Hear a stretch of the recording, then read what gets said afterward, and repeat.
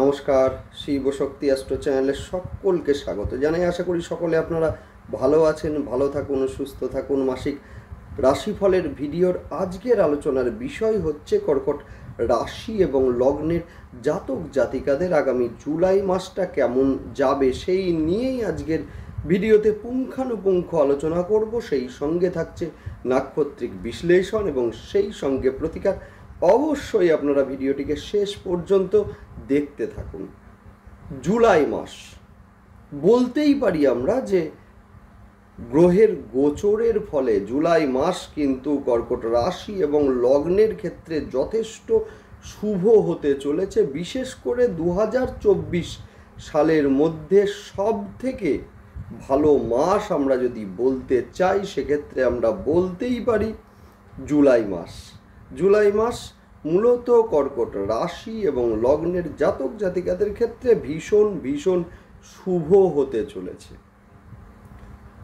দশম স্থানের অধিপতি মঙ্গল, যিনি কিনা 12 তারিখে অর্থাৎ 12ই জুলাই তারিখে গোচর করবেন মূলত বৃষ রাশিতে। যে বৃষ রাশির ঘর হচ্ছে আপনাদের একাদশ স্থান, অর্থাৎ দশম স্থানের অধিপতি একাদশে, যেখানে একটা অস্থায়ী রাজযোগ সৃষ্টি করছে, যার ফলে কিনা নতুন কর্মের প্রাপ্তি, সেই সঙ্গে কর্মের প্রমোশন, সেইটাও আমরা লক্ষ্য করব। সেই সঙ্গে মঙ্গল দশম স্থানের সঙ্গে পঞ্চম স্থানেরও অধিপতি। সুতরাং এই সময়ে পঞ্চম স্থানের সঙ্গে একাদশ স্থানের এই যে লিঙ্ক, এই যে একটা সম্পর্ক স্থাপিত হতে চলেছে, যার ফলে কিন্তু আমরা বলতেই পারি যে প্রেমের ক্ষেত্রে মূলত পরিণতি পেতে চলেছে। অর্থাৎ যারা দীর্ঘদিন ধরে প্রেমের সম্পর্কের মধ্যে আবদ্ধ ছিলেন কিন্তু বিবাহের ক্ষেত্রে বাধা আসছিল, সেই জায়গাটা কিন্তু এবারে ভালো হতে চলেছে, শুভ হতে চলেছে। সেই সঙ্গে শিক্ষার কারণে যারা বিদেশে যেতে চাইছেন বা শিক্ষার্থীদের ক্ষেত্রে যথেষ্ট শুভ এই সময়টা। সেই সঙ্গে বলতে পারি আমরা যে মূলত কর্কট রাশির ওপরে কিন্তু রাহুদেবের নবম দৃষ্টি, যার ফলে মানসিক একটা চঞ্চলতা সেটা তো বিরাজ করছিলই কর্কট রাশি এবং লগ্নের জাতক জাতিকাদের মধ্যে। এবারে কিন্তু আমরা দেখব যে 7ই জুলাই তারিখে শুক্রদেবের গোচর হতে, যার ফলে কিনা মানসিক শান্তির জায়গাটা সেইটা কিন্তু আবার আপনারা ফিরে পেতে চলেছেন। সেই সঙ্গে মায়ের শারীরিক অসুস্থতা নিয়ে যে সমস্যাগুলো ছিল, সেই সঙ্গে আপনাদের দ্বিতীয় স্থানের অধিপতি রবিদেব, যিনি কিনা দ্বাদশে অবস্থান করছিলেন এতদিন, মূলত 16 তারিখে রবির গোচর হবে আপনাদের রাশির ওপরে, যার ফলে এতদিন যে অর্থের ব্যয় হচ্ছিল, অহেতুক অর্থের ব্যয়, সেই জায়গাটা মূলত কিছুটা হলেও কিন্তু এবারে ভালো হতে চলেছে। যাই হোক, শুরু করছি মূল আলোচনা।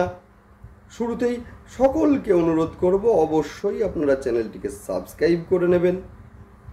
দেখুন, গ্রহের গোচর সেটা স্বল্প সময়ের জন্যই হোক বা দীর্ঘ সময়ের জন্যই হোক, গ্রহের গোচরের একটা ইম্প্যাক্ট কিন্তু আমাদের জীবনে ভীষণভাবে পড়ে। যে কোনো সিদ্ধান্ত নেওয়ার পূর্বে কিন্তু গ্রহের গোচর বিশ্লেষণ সেটা কিন্তু ভীষণ জরুরি। না হলে কিন্তু আমাদের সিদ্ধান্তে ভুল হওয়ার একটা সম্ভাবনা সেটা কিন্তু থেকেই যায়। সেই কারণে যে কোনো সিদ্ধান্ত নেওয়ার পূর্বে গ্রহের গোচর বিশ্লেষণ আপনারা করুন, যার ফলে কিন্তু জীবন আরো সফলতাপূর্ণ হবেই হবে। অবশ্যই আপনারা চ্যানেলটিকে সাবস্ক্রাইব করে নেবেন, যাতে গ্রহের গোচরের প্রতিটা ভিডিও আপনাদের কাছে সহজে পৌঁছে যায়। যাই হোক, শুরু করছি মূল আলোচনা। কর্কট রাশি, যেটা কিনা জলতত্ত্বের একটি রাশি, যে কোনো পরিবেশে নিজেদেরকে মানিয়ে নেওয়ার একটা ক্ষমতা সেটা তো আছেই। সেই সঙ্গে আমরা দেখব যে মূলত চন্দ্রের রাশি হওয়ার কারণে এরা যথেষ্ট মিশুকে হয়ে থাকে, সেই সঙ্গে যথেষ্ট রোম্যান্টিক হয়ে থাকে, ভ্রমণ প্রিয় হয়ে থাকে। মূলত কর্কট রাশির বর্তমানে কিন্তু শনিদেবের ধাইয়া চলছে, তথাপিও বলা যায় যে 2024 সালের সবচেয়ে গুরুত্বপূর্ণ মাস হচ্ছে জুলাই মাস।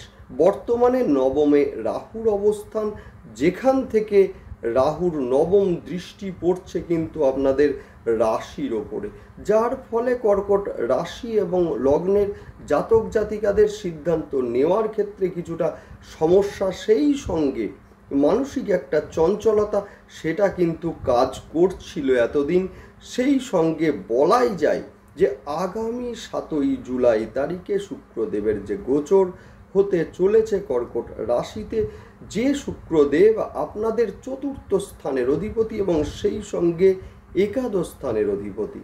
সুতরাং বলাই যায় যে বর্তমানে যারা বাড়ি কিনতে চাইছিলেন বা বাড়ি করতে চাইছিলেন, এদের ক্ষেত্রে কিন্তু এবার এই সময় শুক্রদেবের এই যে গোচর, এই কিন্তু সফলতা এনে দেবেই দেবে। সেই সঙ্গে আমরা বলতে পারি যে শনিদেব 29শে জুলাই তারিখে বকরি হচ্ছেন, ফলে ভাইয়ার যে প্রভাব সেটা কিন্তু অনেকাংশে হ্রাস পাবেই পাবে, এবং সেই সঙ্গে কিছুটা স্বস্তি, কিছুটা নিজেকে ভালো রাখার চেষ্টা, সেটা কিন্তু কর্কট রাশি এবং লগ্নের জাতক জাতিকাদের মধ্যে দেখা যাবে। সেই সঙ্গে বিলাসিতার জন্য বেশ কিছুটা ব্যয়, সেইটাও কিন্তু আমরা লক্ষ্য করব এই সময়ে। সেই সঙ্গে 12 তারিখে মঙ্গলদেবের মেষ রাশি থেকে গোচর হবে বৃষ রাশিতে, যে বৃষ রাশি হচ্ছে আপনাদের একাদশ ঘর, যার ফলে সাময়িক একটা রাজযোগ সেটা কিন্তু সৃষ্টি হতে চলেছে। মূলত কর্কটের এই সময়ে কর্মের সাফল্য, নতুন কর্মের প্রাপ্তি, সেই সঙ্গে কর্মে প্রমোশন এবং সেই সঙ্গে কর্মের স্থায়িত্ব নিয়ে যারা একটা চিন্তায় ছিলেন, সেই চিন্তা এবারে কাটতে চলেছে। এতদিন কিন্তু চতুর্থ স্থানের অধিপতি দ্বাদশে অবস্থান করছিল, যার ফলে কিন্তু মায়ের শারীরিক অবস্থার কিছুটা অবনতি এবং সেই সঙ্গে দুশ্চিন্তা বৃদ্ধি, মানসিক একটা অস্থিরতা বৃদ্ধি, সেটা তো ছিলই। এবারে কিন্তু শুক্রদেবের গোচরের জন্য, অর্থাৎ 7ই জুলাই তারিখে শুক্রদেব যখন গোচর করবেন, এর ফলে আমরা দেখব যে মূলত কর্কট রাশি এবং লগ্নের জাতক জাতিকারা অনেকটাই স্বস্তি পেতে চলেছেন। যদিও আপনাদের রাশি এবং লগ্নের ওপরে রাহুদেবের দৃষ্টি, যেটা কিন্তু মানসিক চঞ্চলতাকে কিছুটা হলেও বৃদ্ধি করবে, কিছুটা বিনোদনমূলক বিষয়ের দিকে ঝোঁকার একটা প্রবণতা, বিলাসিতার জন্য কিছুটা ব্যয়, সেইটা কিন্তু এই সময়ে লক্ষ্য করা যাবে। সেই সঙ্গে আমরা দেখব যে কখনো হয়তো মনে হলো একটা মোবাইল কিনি, ল্যাপটপ কিনি বা ইলেকট্রনিক্স কোনো গেজেট, সেগুলোর প্রতি আকর্ষণ সেইটা কিন্তু বৃদ্ধি পাওয়ার সম্ভাবনা। এর ফলে কিন্তু কর্কট রাশি এবং লগ্নের জাতক জাতিকাদের আর্থিক দিক দিয়ে কিছুটা সমস্যা সৃষ্টি হতে চলেছে, যার ফলে অবশ্যই আমি বলবো যে নিয়ন্ত্রিত জীবনযাপনের দিকে গুরুত্ব দিতেই হবে কর্কট রাশি এবং লগ্নের জাতক জাতিকাদের। সেই সঙ্গে বলবো যে কর্কটের পঞ্চম স্থান, যে পঞ্চম স্থান হচ্ছে বৃশ্চিক রাশির ঘর, সেই ঘরে বৃহস্পতি দেবের দৃষ্টি, যার ফলে শিক্ষার্থীদের ক্ষেত্রে এই সময় ভীষণ ভীষণ শুভ। শিক্ষার কারণে যারা বিদেশে যেতে চাইছিলেন, এদের ক্ষেত্রে এই সময় কিন্তু সফলতা এনে দেবে। এই মাসের মাঝামাঝি সময়ে শত্রুতা কিছুটা বৃদ্ধি পাবে, যদিও বলবো তার জন্য এমন কিছু ক্ষতি হবে না, তবে কিছুটা সাবধানতা অবলম্বন কিন্তু কর্কট রাশি এবং লগ্নের জাতক জাতিকাদের এই সময়ে করতেই হবে, না হলে কিন্তু আইনগত কিছু জটিলতার মধ্যে জড়িয়ে পড়ার একটা সম্ভাবনা সেটা কিন্তু আছে। যাদের সন্তান ধারণের ক্ষেত্রে সমস্যা হচ্ছিল, এবারে কিন্তু সেই সমস্যা কাটতে লক্ষ্য করা যাবে। শারীরিক অবস্থা যাদের ভালো ছিল না, এদের ক্ষেত্রে বলবো এবারে আপনারা বেটার ট্রিটমেন্ট পেতে চলেছেন। নেক্সট আলোচনা করব নাক্ষত্রিক বিশ্লেষণ নিয়ে। শুরুতেই বলবো পুনর্বসু নক্ষত্রের জাতক জাতিকাদের এই সময়ে নতুন প্রেমের সম্পর্কে জড়িয়ে পড়ার একটা সম্ভাবনা সেটা কিন্তু আছে।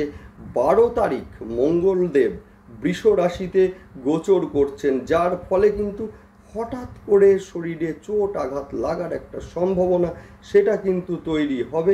সেই সঙ্গে শারীরিক অসুস্থতা, বিশেষ করে পেটের সমস্যা, লিভারের সমস্যা, ইউরোলজিক্যাল সমস্যায় ভোগার একটা সম্ভাবনা সেটা কিন্তু পুনর্বসু নক্ষত্রের জাতক জাতিকাদের রয়েছে। নেক্সট আলোচনা করব পুষ্যা নক্ষত্রের জাতক জাতিকারা। এই সময়ে মূলত পায়ে চোট আঘাত লাগার একটা সম্ভাবনা সেটা কিন্তু আছে, যদিও কর্মপ্রাপ্তি এবং সেই সঙ্গে কর্মে উন্নতির একটা সম্ভাবনা সেটা কিন্তু রয়েছে। সেই সঙ্গে কিছুটা হলেও আর্থিক সমস্যায় ভোগার একটা সম্ভাবনা সেটা আছে, যেহেতু দ্বিতীয় স্থানে শনিদেবের দৃষ্টি। নেক্সট আলোচনা করব সেটা হচ্ছে অশ্লেষা নক্ষত্রের জাতক জাতিকাদের ক্ষেত্রে। সেটা হচ্ছে যোগাযোগ এই সময়ে বাড়বে, সোশ্যাল মিডিয়ায় যারা আছেন এদের ক্ষেত্রে পরিচিতি বাড়বে। সেই সঙ্গে আমরা দেখব যে আর্থিক দিক থেকে কিছুটা প্রতারণার শিকার হতে পারেন অশ্লেষা নক্ষত্রের জাতক জাতিকারা। সেই সঙ্গে বলবো যে পিতার শরীর নিয়ে কিছুটা দুশ্চিন্তায় ভোগার একটা সম্ভাবনা আছে। পারিবারিক যে কোনো বিষয়ে হঠাৎ করে কোনো সমস্যা সৃষ্টি হতে পারে।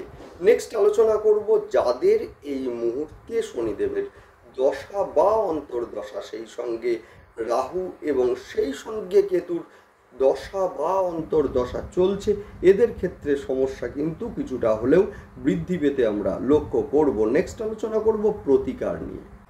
যাদের জন্ম ছকে শনিদেব বকরি আছেন, নিচস্থ আছেন বা শত্রু গৃহগত আছেন, এদের ক্ষেত্রে বলবো মূলত অবশ্যই আপনারা প্রতি সোমবার এবং শনিবার দুধ দিয়ে রুদ্রাভিষেক আপনারা করুন। সেই সঙ্গে কিছুটা কালো তিল মহাদেবকে অর্পণ করুন, দুর্দান্ত রেজাল্ট আপনারা পাবেনই পাবেন। সেই সঙ্গে বগলামুখীর ধ্যান মন্ত্র পাঠ সেটা অবশ্যই আপনারা করবেন। সেই সঙ্গে বলবো যে প্রতি বৃহস্পতিবারের দিন অন্তত স্নানের জলে কিছুটা কাঁচা হলুদ দিয়ে স্নান করুন, দুর্দান্ত রেজাল্ট আপনারা পাবেনই পাবেন। সেই সঙ্গে অমাবস্যার দিন যদি আপনাদের বাড়ির আশেপাশে গঙ্গা থাকে গঙ্গা স্নান করুন, রাহুর প্রকোপ ভীষণভাবে কমবে। যাই হোক, ভালো থাকুন আপনারা, দেখতে থাকুন, সেই সঙ্গে অবশ্যই আপনারা চ্যানেলটিকে সাবস্ক্রাইব করে নেবেন। নমস্কার।